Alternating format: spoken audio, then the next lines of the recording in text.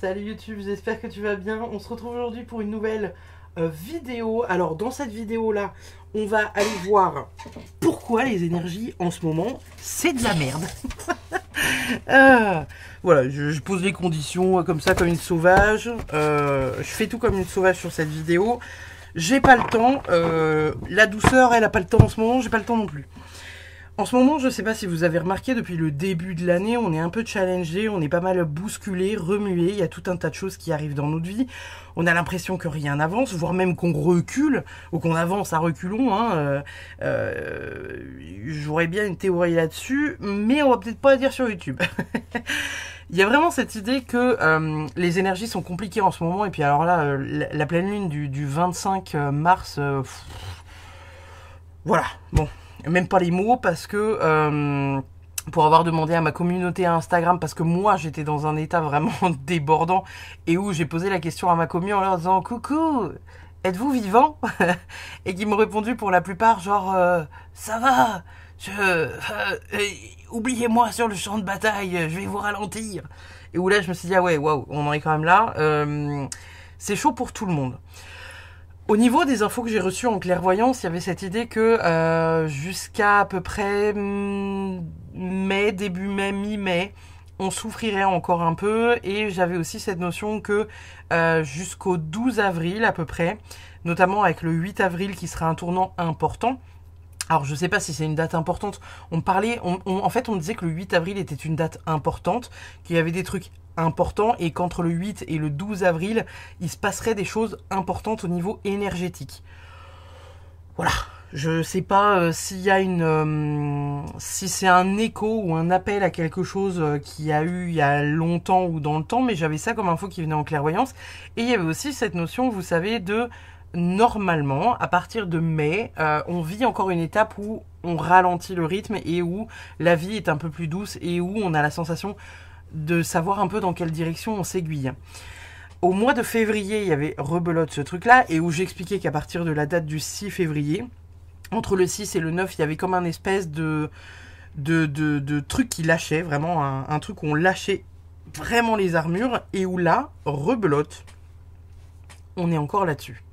On est encore là-dessus, et il y a pas mal de gens parmi vous qui regardez la vidéo qui peut-être en souffrez parce que vous avez la sensation que rien ne va ou ça va pas au rythme que vous voulez. Vous avez la sensation que, je sais pas, vous n'êtes pas à votre place, vous n'êtes pas avec la bonne personne, tout vous emmerde, vous avez peut-être un état un peu, vous savez, latent, pas forcément une dépression, mais un truc un peu saoulé de la vie, vous voyez, un peu l'épuisement un peu de l'âme, là, un peu profond. Les infos que moi j'ai eues en clairvoyance, on est venu me faire chier la nuit pour me donner ces infos-là. Enfin, chier la nuit, non, parce que j'aime bien qu'on me fasse chier la nuit pour me donner ce genre d'infos. Mais les infos qui ressortaient globalement, c'était le fait que on était vraiment là sur les derniers alignements. On me montrait vraiment un truc, vous savez, comme si il y avait un espèce de rond avec... alors, il faudrait que je vous le dessine... Attendez, je vais essayer de vous trouver un stylo. Un stylo avec une feuille. On va prendre une feuille de mon carnet d'introspection. C'est hop là, comme une porcasse, bien évidemment. Vous êtes habitués sur cette chaîne. Et où en fait, voyez-vous, on me montrait donc un rond. Et où il y avait comme des espèces de quarts avec d'autres ronds comme ça. Avec des choses qui devaient, entre guillemets, genre s'aligner à un créneau qui était là. Et c'est comme si, actuellement, au lieu d'être là, on était genre ici. Vous voyez, on était dans ce créneau-là, juste là. Comme si, ici, c'était genre 2020. Je sais pas si vous voyez bien, attendez. Si ça va, vous voyez bien. Ici, 2021. Ici, 2022. Et ici, 2023. Et où là, en fait, dans le créneau de 2024, on nous demande d'être positionné en face de ce truc-là. Parce que pour moi, ça va être une année charnière. Et pour pouvoir, entre guillemets, la vivre correctement, il va falloir qu'on soit aligné à ce truc-là. Et là, vous allez me dire, oui, d'accord, c'est bien beau ce que tu nous dis là, mais qu'est-ce qui se passe en réalité? On va aller voir avec les cartes, voir si on peut avoir un peu plus d'éléments par rapport à ça. Mais c'est un peu le schéma qu'on me montrait. Et moi, j'avais la sensation que c'était vraiment ce truc-là qui était en train de se repositionner, et où en fait, on demandait à chaque humain, chaque personne, chaque être vivant, à se reconnecter précisément à ce qui doit être et où ce qui doit être. Je vous l'ai expliqué dans un des podcasts, je pense que je ferai un podcast ciblé que là-dessus. Je vous ai expliqué à un moment donné dans un des podcasts que on était comme un puzzle géant et que chaque humain, chaque entité vivante sur la Terre était une forme de sorte de pièce de puzzle et où il avait une forme particulière et une couleur particulière. Et où, dans le temps, on devait tous être positionnés à un endroit précis parce que il fallait qu'on essaye de jouer quelque chose d'important à ce moment-là et que le puzzle devait être reconstitué, on va dire à 80%, 90%. Je pense qu'on n'est pas encore à ce stade-là, mais on est en train de s'aligner à ça. Et c'est comme s'il y avait des dates un peu charnières où on devait s'aligner à ça parce que si on n'est pas aligné, voilà. Y a des trucs qui se passent qui sont pas forcément super cool. Je pense qu'il va y avoir possiblement beaucoup de personnes qui vont partir cette année. Et je ressens vraiment qu'il va y avoir tout un tas d'événements en 2024 qui vont pas être forcément supra méga cool. J'en ai parlé parce qu'on a fait souvent des lives divination mondiale sur Instagram. Mais voilà, je vais pas en parler sur YouTube parce que je sais pas si vous êtes prêts sur YouTube à entendre ça parce que ma commu YouTube est pas forcément ma même commu que sur Insta. Mais il y a une idée un peu de cet ordre-là. On va aller chercher quelques mots pour savoir pourquoi les énergies en ce moment c'est de la merde. Tout simplement, on va pas passer par quatre chemins. J'ai quand même la notion de guérison qui me vient. Alors si on tombe sur le mot guérison, ce serait quand même un miracle sur 150 mots. On a matériel. On a passé. On a année. Ouais, donc tu vois, c'est ce que je vous disais. Hein. C'est ce que je ressentais en clairvoyance. Je crois que je viens de... Non, c'est bon. C'est-à-dire, je viens de me flinguer un ongle. Destin. On a évidence. On a déséquilibre. Je vais en prendre deux derniers. On a illusion. Et on a indécision. Moi, j'entendais en clairvoyance et en clairaudience qu'il y avait vraiment cette idée de... là, vous voyez, ça résonne assez bien avec ce que j'avais en info, c'est que on est obligé de matérialiser tout ça. Pour matérialiser tout ça, il faut que tout le monde se repositionne, il faut que tout le monde s'écoute. Parce qu'en fait, je vais vous faire encore des beaux dessins. Je sais pas si vous allez très très bien le voir, mais je vais vous faire des beaux dessins. Je vous le rapprocherai peut-être de la cam après. Admettons, depuis votre enfance, vous êtes donc cette personne-là, là, qui est là. Et depuis que vous êtes petit ou petite, on vous demande d'être donc à un emplacement qui n'est pas celui que vous voulez et dans lequel vous êtes bien. On va dire qu'il y a l'environnement de vos passions, et c'est un environnement que je vais représenter par un cœur. L'environnement de vos passions et de ce que vous aimez dans la vie, vous êtes dedans jusqu'à un certain âge, on est d'accord, parce que vous vous en foutez globalement de ce qui se passe autour. Vous avez envie de jouer avec de la terre, de la manger, de courir après des poules dans un jardin, etc., etc. On n'en tient pas trop rigueur. Quand on est parent, on va se dire que c'est de l'innocence, etc., etc. Et à un moment donné, vous grandissez et il y a des formes de barrières qui se mettent en place. Et en fonction de la manière dont on voit que vous êtes adapté à la vie, on a des parents qui vont être dans une idée de venir à un moment donné cadrer l'enfant en espérant qu'il devienne quelque chose parce qu'ils ont une sorte de destinée prévu pour lui, mais en même temps, c'est pas forcément la destinée que le gamin aimerait. Qui au final fait que à un moment donné, on n'est plus dans ce cercle-là, qui est le cercle d'amour dans lequel nous on est, mais on est dans ce cercle carré, dans lequel, en fait, on nous fait rentrer dans un moule parce qu'on est ce que nos parents ont espéré de nous, on est ce que nos amis voient de nous, et où finalement, le fait de se rendre authentique, vous allez venir déconstruire, pardon, il y a mon chéri qui éternue derrière, je sais pas si vous l'entendez, il faut un bordel monstre, et où finalement, on va venir déconstruire ça au fur et à mesure pour venir reconstruire, et entre guillemets, guérir ce cœur, et se reconnecter à ça.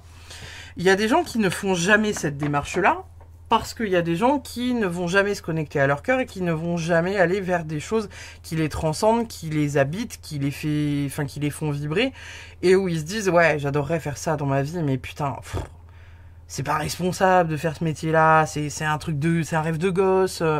Ouais, pourquoi t'aurais pas le droit de rêver à 30 ans d'un rêve de gosse? Pourquoi t'aurais pas le droit de rêver à 50 ans d'un rêve de gosse? Pourquoi t'aurais encore pas le droit de rêver de ton rêve de gosse à 80 balais? Qu'est-ce qui t'en empêche? Oui, le physique, machin, nanana, je suis persuadé qu'il y a des gens qui ont 80 balais qui se sont jetés d'avion, d'un parachute, et hop, et machin, et trampoline, et tyrolienne, et vas-y, et ils crapahutent plus que des vingtenaires. Cependant, il y a cette idée-là. Et il y a cette idée-là, là, de venir recoller un peu les morceaux avec ce qu'on est profondément nous, avec ce qu'on a profondément envie de faire, et où là, actuellement, on est dans une phase où 2020 a déjà été une phase, on va dire, test. Ça, c'était le bêta-test. Vous voyez, c'était le... J'aime bien... Je vous fais la démarche façon jeu vidéo. Vous voyez, ça, c'était la version 1.0. Et où, en gros, sur la reconnexion de 2020, j'entendais qu'il y avait certaines personnes qu'on devait reposter à un endroit auquel ils étaient, entre guillemets, destinés, parce qu'ils étaient attendus sur ce genre de choses. Et où le genre de choses dans lequel ils étaient attendus fait partie de leur histoire de vie, parce qu'il fait partie de leur cœur. Sauf que, ils ont oublié que ça faisait partie de leur cœur, parce qu'on est d'accord, hein, il y a eu, on va dire, j'allais dire la condensation. On a été... voilà, on a été...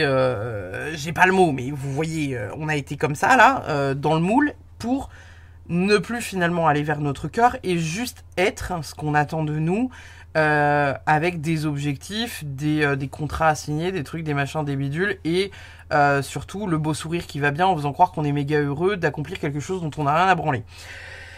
Ici, ça c'est l'année 2020. Et 2020, il y a énormément de personnes qui se sont rendues compte sur l'année de 2020 qu'ils n'étaient pas à leur place, leur boulot ça les faisait chier, leurs compagnons ou leurs compagnes ça les faisait chier, et c'est à ce moment-là qu'il y a eu un espèce de kaboom dans la tête de beaucoup de gens, et où beaucoup de gens se sont un peu révoltés dans leur vie. Ils ont vécu ce qu'on appelle une nuit noire de l'âme, donc n'hésitez pas, hein, le podcast sortira dans pas très longtemps, il est déjà sur Spotify, mais le podcast sur la nuit noire de l'âme sortira dans pas très longtemps sur YouTube. N'hésitez pas à aller l'écouter, et où en fait la nuit noire de l'âme, c'est un énorme questionnement de l'âme. Tu remets toute ta vie en question, tu remets tous tes choix en question, tu fais un bilan de ta vie. Ça peut arriver à n'importe quel âge, et ça peut durer plus ou moins longtemps en fonction des personnes et en fonction de l'introspection qui est donnée, parce que s'il n'y a pas de réel cheminement et de questionnement sur le qu'est-ce que je fais de ma vie, est-ce que je suis heureux, est-ce que je le suis pas, est-ce que je suis toujours amoureuse ou amoureux d'un tel ou d'un tel, est-ce que voilà, ma famille m'a toujours dit ça, est-ce que je suis fait pour ça, est-ce que j'ai envie d'être ça, ou est-ce que j'ai envie d'être autre chose, et où là ça vous a fait vous repositionner. Entre-temps, ici, on a vraiment eu la démarche où on nous a laissé le choix de nous positionner et de mettre un peu en place les choses, parce que de l'autre côté, dans l'au-delà et dans l'invisible, la notion de temps n'existe pas, et où en fait, on se dit 3, 4, 5 ans pour se repositionner, c'est pas dégueulasse. Et où là, on va arriver dans cette phase-là, qui pour moi est entre 2027 et 2024, et où c'est entre guillemets le dernier créneau. C'est le dernier créneau à saisir pour qu'on puisse se positionner pleinement en tant qu'être souverain, et pour pouvoir être ce qu'on a envie d'être, et pas ce que les autres attendent de nous, ni ce que la société attend de nous. Le moment où vous en avez un peu rien à foutre de savoir ce que Pierre-Paul Jacques peut penser de vous, et de la manière dont vous vous habillez, etc., etc. Si vous avez envie de faire des incantations avec des plumes dans le derche les soirs de pleine lune, c'est ok. Vous voyez ce que je veux dire? Et où après, la phase qu'il y aura ici, qui sera, je pense, jusqu'à 2032, vraiment ici entre 2032 et 2027. Ici, on aura encore de nouveau un énorme bouleversement avec le nouveau qui va se mettre ici en place pour réussir à accomplir un peu un nouveau monde avec quelque chose de plus doux et forcément plus beau, plus tolérant, plus joyeux, etc., etc. Pour ça, il faut que les gens s'alignent ici et ils ont la possibilité bien évidemment de le faire et ou pas. Et les personnes qui ne sont pas dans cet alignement et qui doivent l'être, eh ben on va vous y pousser. Et c'est pour ça qu'actuellement vous avez la sensation que vous êtes en train de crever, littéralement, parce qu'il n'y a pas d'autre mot, parce que vous devez vous repositionner, parce que vous avez des décisions à prendre que vous n'arrivez pas à prendre et que l'univers va finir par prendre pour vous. Parce que vous devez vous positionner dans qui vous êtes, qui vous avez envie d'être, avec qui vous avez envie d'être et avec qui vous avez envie, entre guillemets, d'établir un peu votre vie et votre futur, et ou pas, et dans quelle vocation vous avez envie d'être. Je parle de vocation, pas de métier. Et donc il y a cette idée-là. Et donc en ce moment, j'ai remarqué sur ma commu Insta, il y a beaucoup de questionnements aujourd'hui du « je n'aime pas mon travail, mais je ne sais pas quoi faire ». La question que je pose souvent aux personnes, et je vous invite à me répondre en commentaire, réellement et sincèrement comment vous le vibrez et le ressentez profondément au fond de vous. Si demain, vous gagnez 15 millions au loto, qu'est-ce que vous feriez comme métier ? En sachant que le métier se bronzer le cul à la plage avec des mojitos, c'est pas valable, d'accord ? J'entends bien hein, qu'il y en aurait pour beaucoup qui voudraient être dans un truc de repos, je me pose, voilà, je suis payé à me reposer, à boire des cocktails, j'entends bien, mais si demain vous deviez réaliser un rêve d'enfant et qu'il n'y a pas de restrictions budgétaires, que juste vous faites quelque chose que vous kiffez, même sans gagner d'argent, qu'est-ce que vous feriez ? Et j'ai envie de vous dire, allez vers ça. Allez vers ça, allez vers ce truc-là qui vous anime, parce que si ça vous anime au point que vous continuez de travailler alors que vous avez gagné 15 millions, en ayant toujours le sourire, la banane et la patate pour aller bosser dans un truc qui vous plaît et qui vous fait vibrer de ouf, c'est que c'est la voie que vous devez suivre. Quand bien même ça serait chelou, quand bien même ça serait pas accepté par vos tiers, pères, parents, mères, etc., etc., on s'en fout. Voilà. C'est pour ça que ici, on a ça. Avec, voilà, comme je vous disais, on est vraiment sur le fait de lâcher certaines choses. Il y a des choses qui se mettent en place particulièrement dans cette année en cours. Il y a des choses qui doivent se régler parce qu'on doit laisser derrière nous le passé et aller, entre guillemets, vers une destinée, quelque chose qui est vraiment fait pour nous. Et là, on nous parle quand même de l'évidence. Il y a le fait de laisser tomber les masques, hein, avec ici l'illusion. C'est pour ça qu'il y a des indécisions et du déséquilibre. C'est ce que je vous disais, c'est qu'en fait, vous avez du mal à vous positionner parce que vous ne vous êtes peut-être jamais posé la question de savoir qui vous avez envie d'être, qu'est-ce que vous avez envie de faire et avec qui vous avez envie de finir votre vie potentiellement ou au moins faire un brin d'aventure. Et pas, ouais, mais on s'aime depuis des années, voilà, bon, on supporte, la vie est cool, c'est un bon coloc, on ken une fois de temps en temps, c'est cool, on se fait un peu chier, mais quand même, il y a vraiment cette idée de venir à un moment donné, venir vous repositionner en vous disant, ouais, mais est-ce que moi, au fond de moi, j'aime vraiment cette personne ? Est-ce que demain, je me battrais pour cette personne ? Est-ce que demain, voilà, si je le perdais, est-ce que je m'en foutrais ou est-ce que ça me ferait du mal ? Parce que quand bien même, vous n'êtes pas obligé d'être dans un truc d'abandon ou de rejet quand vous perdez quelqu'un. Mais vous avez le droit d'être triste. Parce qu'en fait, ça fait partie de l'humain d'être triste. Et quand on perd un être cher, qu'importe l'être cher, parce que j'englobe aussi les animaux dedans, et ben on a le droit d'être triste. Et donc c'est pour ça que là, on vous demande de vous repositionner. On vous dit que c'est important de le faire. Et que ça doit se faire aussi dans la matière. C'est pour ça, pour moi, qu'on a le mot matériel ici, c'est que ça doit se faire dans la matière. Ça doit pas juste se faire dans votre tête. En mode, dans votre tête, vous projetez que vous ferez ci, vous ferez ça, vous ferez truc, vous faites machin, nanana. Ouais, et puis si j'avais, en gros, si j'avais des couilles, je serais déjà en train de faire ça, en train de faire ça, en train de faire ça, en train de faire ça. Ouais, si je m'écoutais, je serais déjà parti là, parti là, parti là, parti là. Ouais, si vraiment j'étais... tu vois, comme ça, et ben voilà, j'aurais quitté mon mec depuis déjà des années. D'accord ? Pourquoi vous le faites pas ? Voilà. Donc là, c'est ça qu'on vous demande de vous questionner. Est-ce que vous êtes heureux? Est-ce que vous êtes heureuse? Qu'est-ce qui fait qu'aujourd'hui, vous n'arrivez pas à cocher cette case si ce n'est pas le cas? C'est quoi les manques? Où est-ce que ça pêche? Sur quoi faut travailler?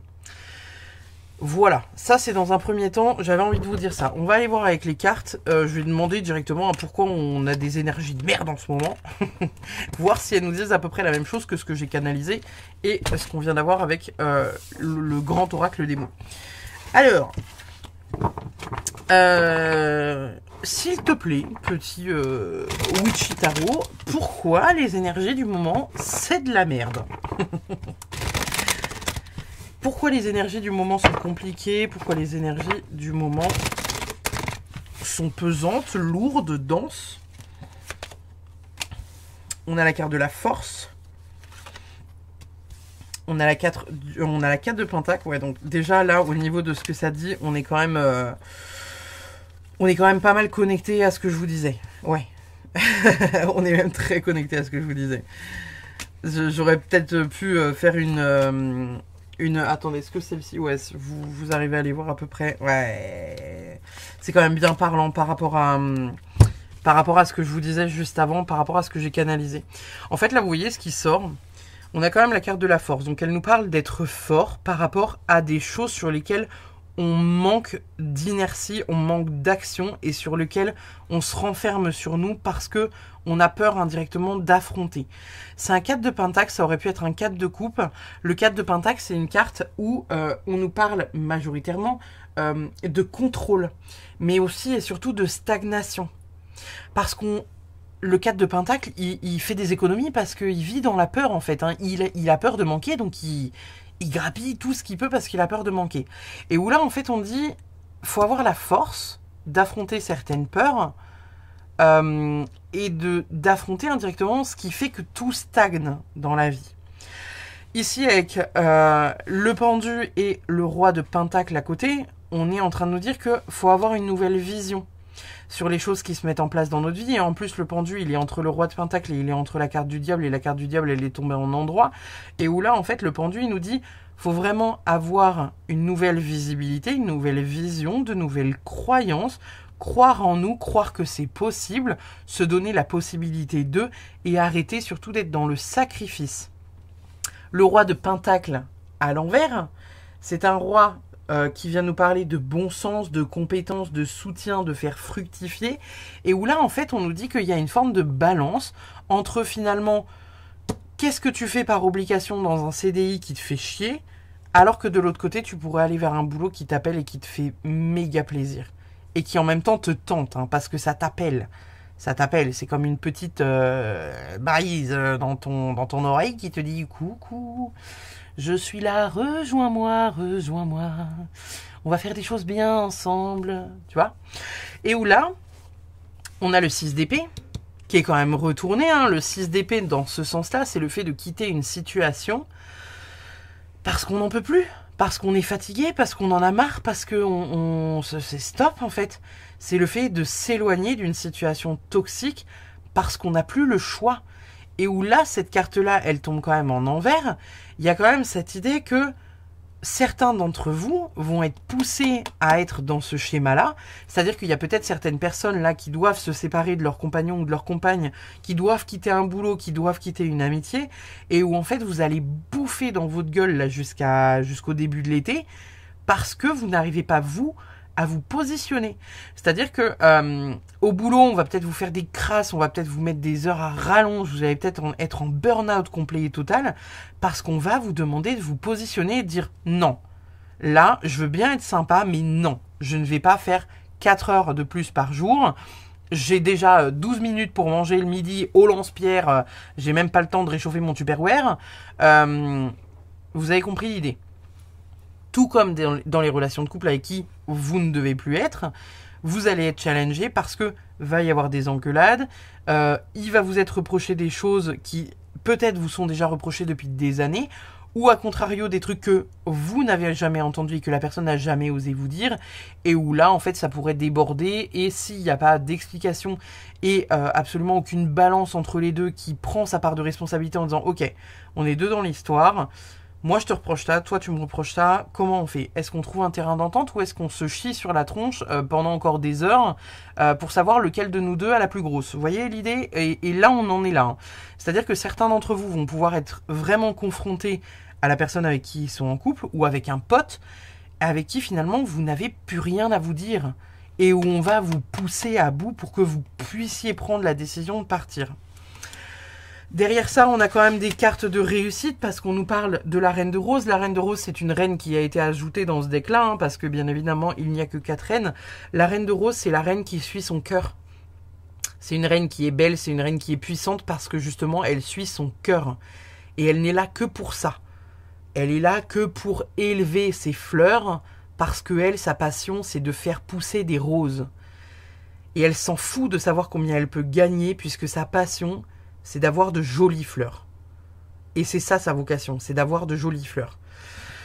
Derrière, on a le 9 de Pentacle. Et le 9 de Pentacle, bah, c'est une carte que vous allez apprécier puisque c'est les accomplissements, mais c'est surtout la liberté. Donc là, actuellement, on est confronté à tout ce bordel-là parce qu'on nous invite à être plus libre, à être plus souverain, à être plus aligné, à être moins dans un truc de dépendance, que ce soit un travail ou que ce soit... une personne ou une relation, etc., etc. Et où là, on va être vraiment challengé. Qu'est-ce qu'on a en dos de deck? En dos de deck, on a un As de Pentacle retourné et on a un 4 de coupe retourné. Je vous l'ai dit, le 4 de coupe, pour moi, ça se vaut, hein, là ou là. Manque d'inertie, difficulté à prendre des décisions, difficulté à aller vers un renouveau et à saisir des opportunités qu'on vous met sur votre route depuis déjà un petit bout de temps, mais que vous ne voyez pas pour certains d'entre vous. L'As de Pentacle, c'est le fait de saisir des opportunités qui peuvent être pécuniaires et matérielles. Il y a le fait, à un moment donné, peut-être pour certains, d'avoir, je sais pas, des personnes qui se sont placées sur votre route qui disent « Oh, putain, mais toi, t'as une vocation pour faire ça, c'est incroyable !» je sais pas, oh, t'as un truc dans les mains, là, je sais pas, oh, je sens que t'as une maîtrise, ou purée, dès que tu fais de la sculpture, ou du chant, ou de la danse, t'as une maîtrise de ce que tu fais, on est transporté quand t'es là-dedans, nanana, et vous allez juste dire genre, ouais, bon, ouais, tu sais, je fais ça, mais... Vous voyez ce que je veux dire? Au lieu de dire, bah, merci, oui, effectivement... J'adore ça, voilà, j'adorerais en faire mon métier, ma profession, mais bon, en même temps, c'est pas simple, etc. Vous avez le droit hein, de trouver pas ça simple, d'accord? On vous demande quand même d'aller vers vos rêves. Donc là, il y aura ça qui va venir vous challenger pour certains d'entre vous. Majoritairement du temps, j'aurais envie de vous dire que si vous êtes très aligné et que globalement ça va, vous n'allez pas tant souffrir. Vous allez souffrir parce qu'il y aura des décharges émotionnelles, des trucs que vous allez devoir... entre guillemets, libérés du passé qui ont été un peu cristallisés sur les bords, mais globalement, ça ira. On va demander un conseil pour affronter cette période de merde qui dure déjà depuis un peu trop longtemps. Qu'est-ce qu'on a comme conseil, Monsieur le Wichitaro? Qu'est-ce que tu nous donnes comme conseil pour affronter cette période compliquée émotionnellement relationnellement parlant, Mercure rétrogradalement parlant, parce qu'elle aussi, elle se raboule sa fraise là dans le... En plus, vous voyez, Mercure rétrograde en Bélier, et Mercure, c'est vraiment l'énergie de la communication et du mental qui tourne en boucle. C'est en Bélier. Donc en Bélier, le Bélier c'est une énergie martienne, hein, c'est l'action, on passe en mouvement. Le Bélier est connu comme étant un signe qui est fonceur, il réfléchit pas 10 fois, il réfléchit quand il est dedans. Parce que généralement il saisit les opportunités, il est passionné, il fonce. Là, avec Mercure, ça va être très tranchant. C'est soit on vous demande de ne pas prendre de décision entre guillemets à la hâte, pour celles et ceux qui se lèveraient lundi avec une idée en tête et puis mardi se diraient ok je la mets en place.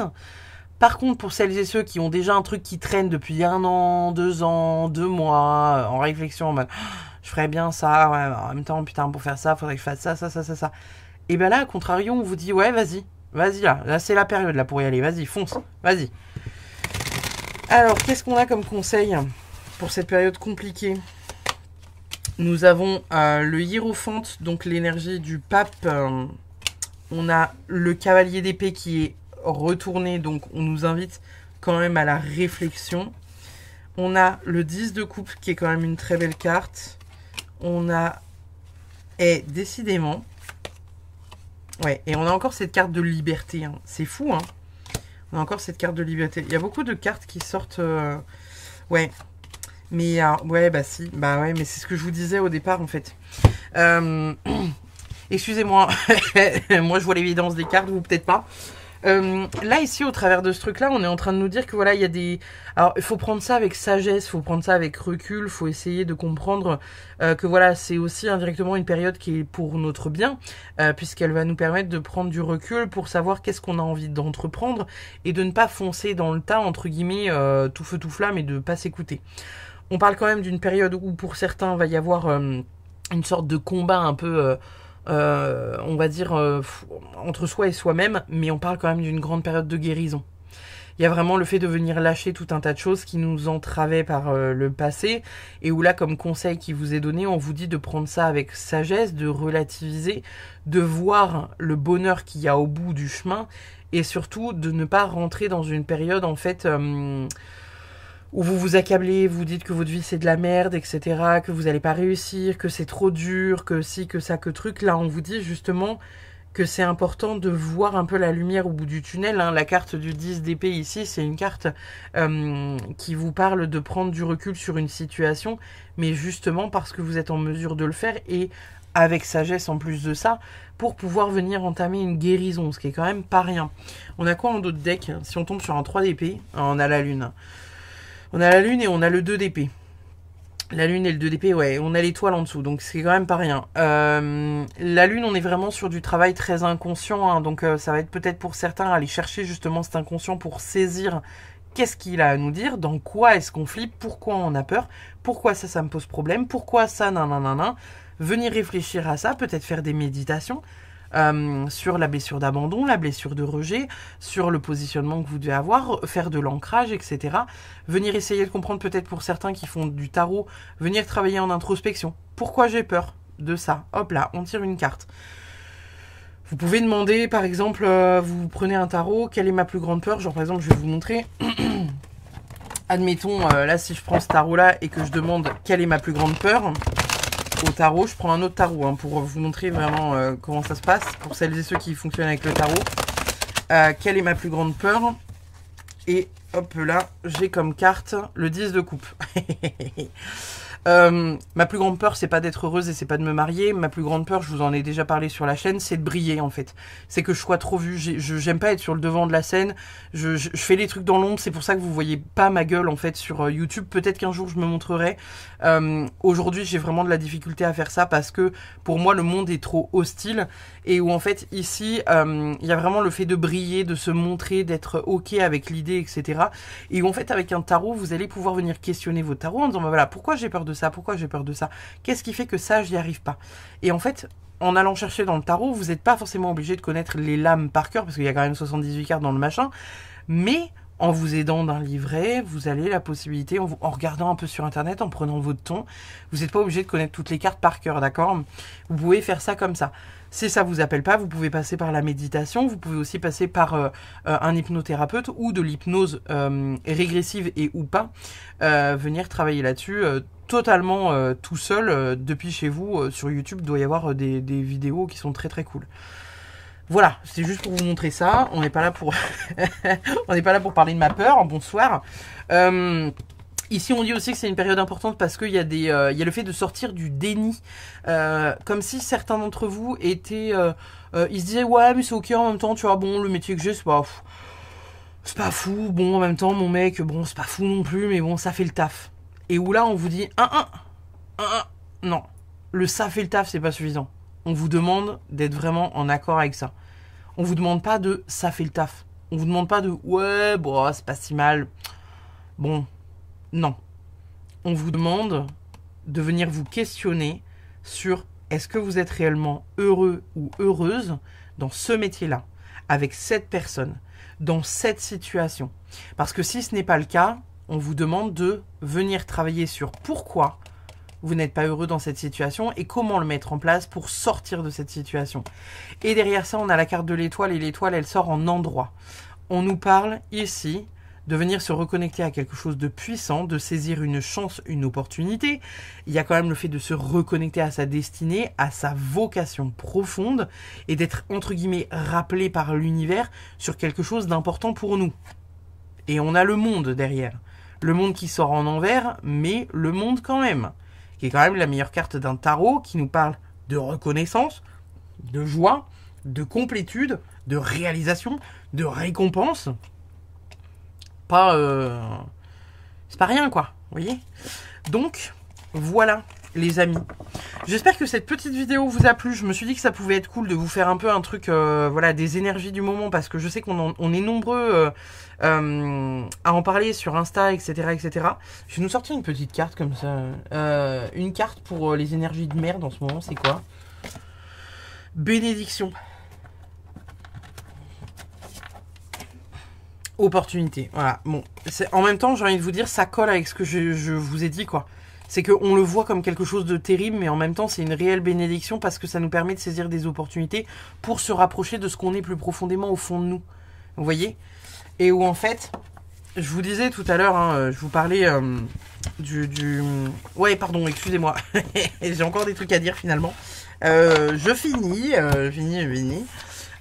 Et où, en fait, je vous disais, on est tous une pièce de puzzle. Et on a tous une forme et une couleur bien précises. Et peut-être que depuis que vous êtes petit ou petite, on vous a demandé d'être autre chose comme pièce. Mais pas celle que vous êtes.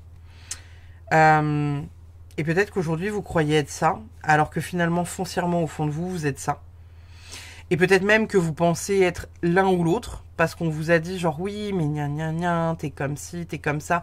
Oh, je te connais, hein, c'est moi qui t'ai fait. T'es ma fille, hein, t'es mon fils. Moi, je te connais, ce qui te passionne dans la vie, c'est ça. Et en fait, peut-être que vous n'êtes pas un coin.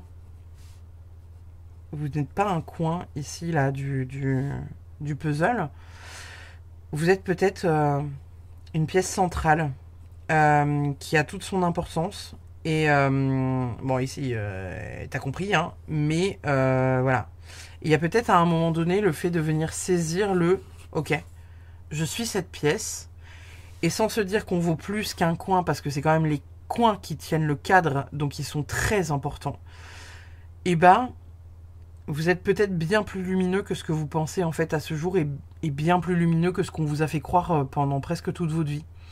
Donc essayez de voir quelle pièce de puzzle vous êtes, pas celle que vous voulez être, celle que vous êtes profondément, parce que vous avez une place bien précise dans l'univers, et là on vous demande de vous repositionner. Et plus vous allez souffrir, plus ça veut dire que vous n'avez pas la forme que vous pensiez devoir avoir.